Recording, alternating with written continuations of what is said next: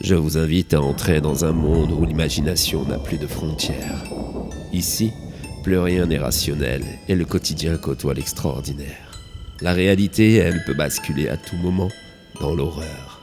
Les émotions s'entremêlent entre la peur, la tristesse et la joie.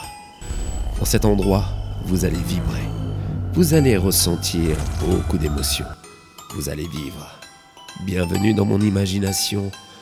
Bienvenue dans Creepy Stories.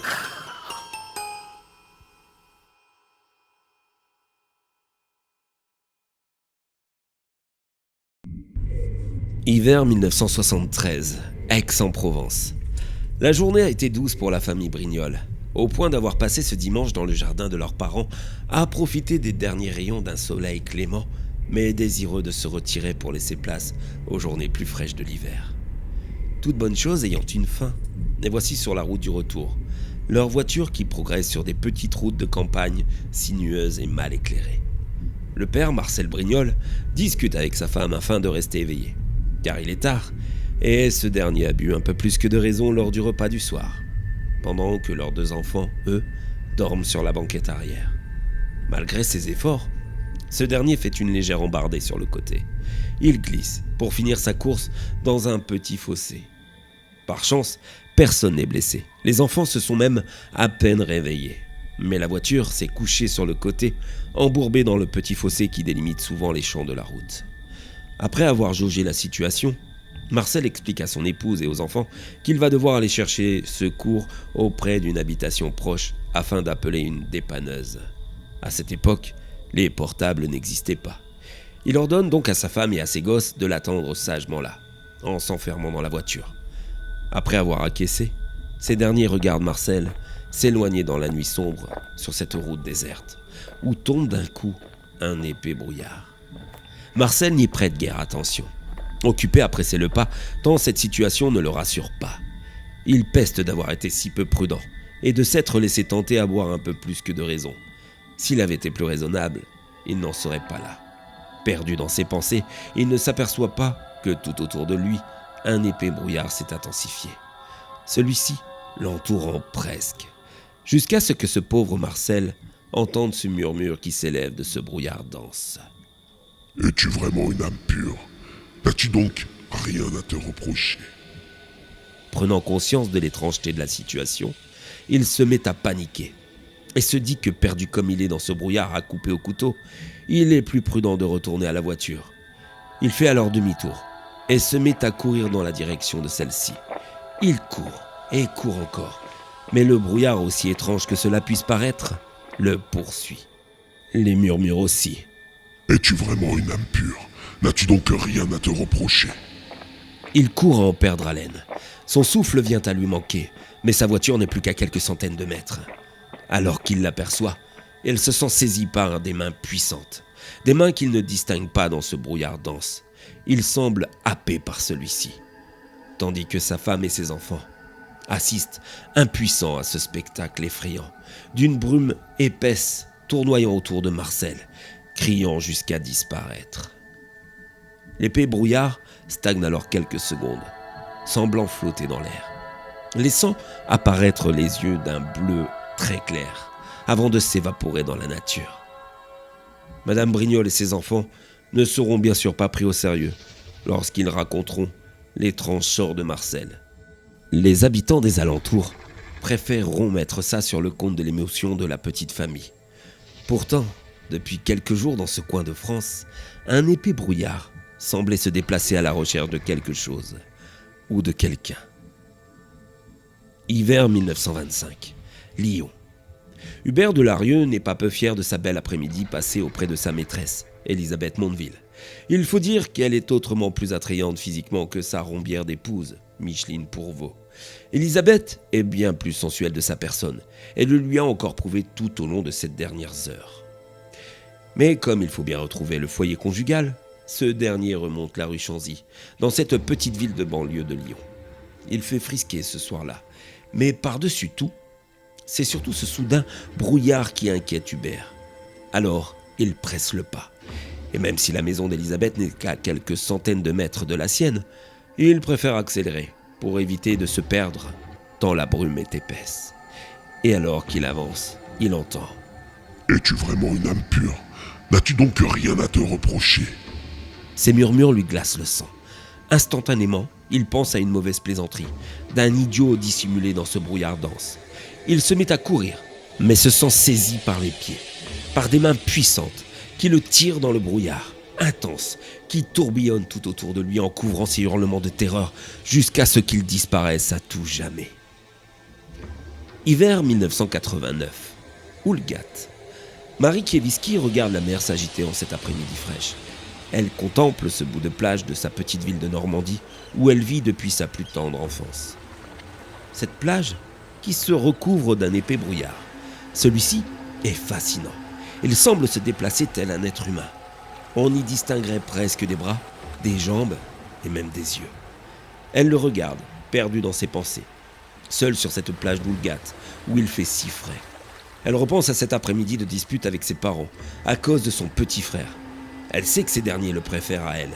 Elle sait qu'il restera le petit chouchou de la famille, surtout après le drame vécu 6 ans auparavant. Alors qu'elle bout de colère devant cette injustice, une voix s'élève du brouillard et dit « Es-tu vraiment une âme pure? N'as-tu donc rien à te reprocher? » Alors qu'elle se lève paniquée d'avoir entendu ces murmures, elle se sent saisie par ce brouillard intense qui tournoie autour d'elle pour la faire disparaître à tout jamais. Hiver 2005, à Lille. Christophe Renzurt roule à vive allure en cette nuit d'hiver sur l'autoroute qui l'amène chez lui. Il est énervé comme jamais, car Caroline, sa petite amie, a vraiment abusé ce soir. Pourtant, la soirée avait bien débuté dans cette boîte de nuit d'Anvers. La musique électro était excellente. Ils étaient bien entourés et ils avaient pris ce qu'il fallait pour tenir toute la nuit. Mais comme à son habitude, il a fallu que Caro exagère, qu'elle en prenne trop, au point de draguer son pote Julien. Ce qui l'a bien sûr mis dans une colère noire, au point de la frapper. Bien sûr, on ne frappe pas une femme, mais là elle l'avait cherché, pense-t-il.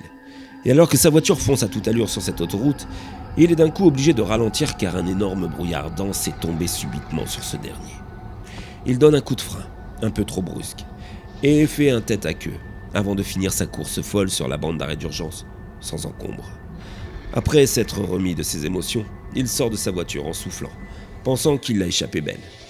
Christophe se sent invincible à cet instant, sans se rendre compte que ce brouillard semble l'avoir suivi. Il n'aura pas le temps de réagir lorsqu'il entendra ces murmures. Es-tu vraiment une âme pure? N'as-tu donc rien à te reprocher? Il sera happé par ce brouillard, tournoyant tel un démon autour de lui, pour finir par s'évaporer avec ce dernier. Ces étranges histoires aux époques différentes ont pourtant tout un point commun, ce brouillard intense. À quoi d'ailleurs viennent s'ajouter ces murmures, venant épaissir ce terrible mystère. De tout temps, il semblerait que des disparitions de personnes soient liées à cette brume intense, au point que j'ai du coup étudié ce phénomène et fait de nombreuses recherches, pour finir par peut-être avoir trouvé une explication. Dans de très anciennes coutumes des pays scandinaves, on parle d'un être brouillard qui viendrait prendre les âmes des mauvaises personnes pour les emmener directement droit en enfer. On l'appelle le Smogman, et on se sert même de lui pour terrifier les enfants et leur apprendre à bien se comporter chaque jour. Efficace comme méthode, non? Mais il subsiste une question. Pourquoi ce Smogman s'en est-il pris aux 4 protagonistes des histoires que je viens de vous raconter? Certes, Hubert était un homme infidèle, mais pas au point d'aller brûler en enfer. De même que pour la jeune Marie qui, même si elle détestait son petit frère, ne méritait pas pareil sort. Christophe, quant à lui, s'était montré violent avec une femme, ce qui en soi est inadmissible. Mais une leçon de vie n'aurait-elle pas été plus judicieuse qu'un aller simple pour l'enfer? Et que dire de Marcel, ce bon père de famille, à qui on pouvait juste reprocher son penchant pour l'alcool? À moins que ce monsieur Hubert, mari infidèle en 1925, n'était autre qu'un horrible militaire gradé pendant la guerre de 14-18, dont la spécialité était la torture, pour faire parler les soldats allemands captifs.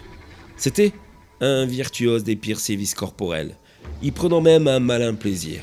Avouez que là, ça mérite bien l'intervention de ce Smogman. Et la jeune Marie, ce drame familial dont elle faisait référence, N'était-il pas lié à sa petite sœur qu'elle détestait, au point de l'avoir étouffée alors que celle-ci n'était qu'un bébé d'à peine 3 mois? Cette même haine qui lui faisait déjà réfléchir à la façon dont elle allait se débarrasser de ce petit frère de 2 ans.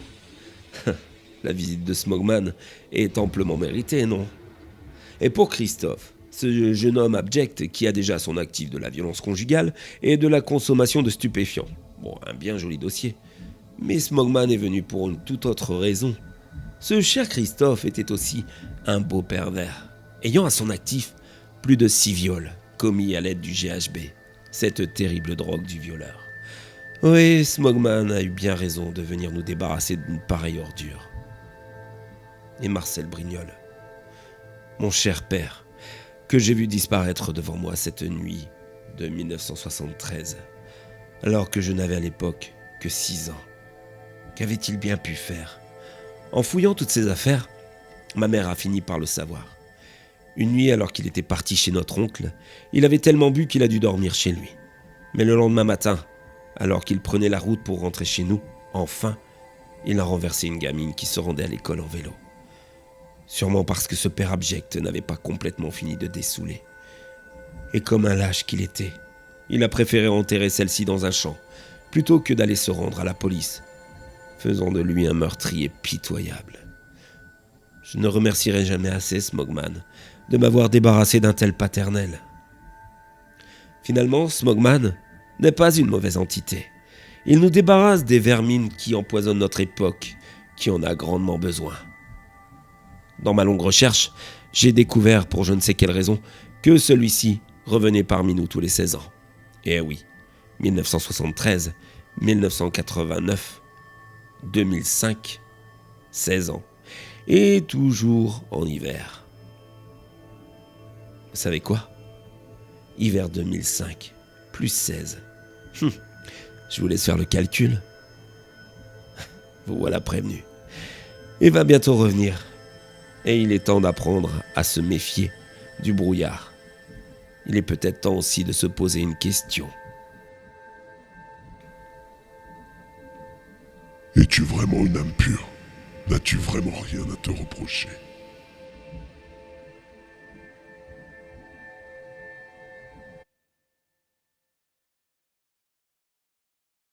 Ne fais pas ci, ne fais pas ça, ou Smogman te prendra, et sois gentil, ne le déçois pas, ou le brouillard t'avalera.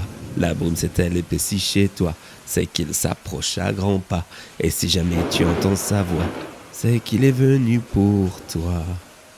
Brume, brume, laisse-moi, je ne veux pas aller là-bas. Brume, brume, lâche-moi, trop tard Smogman est déjà là.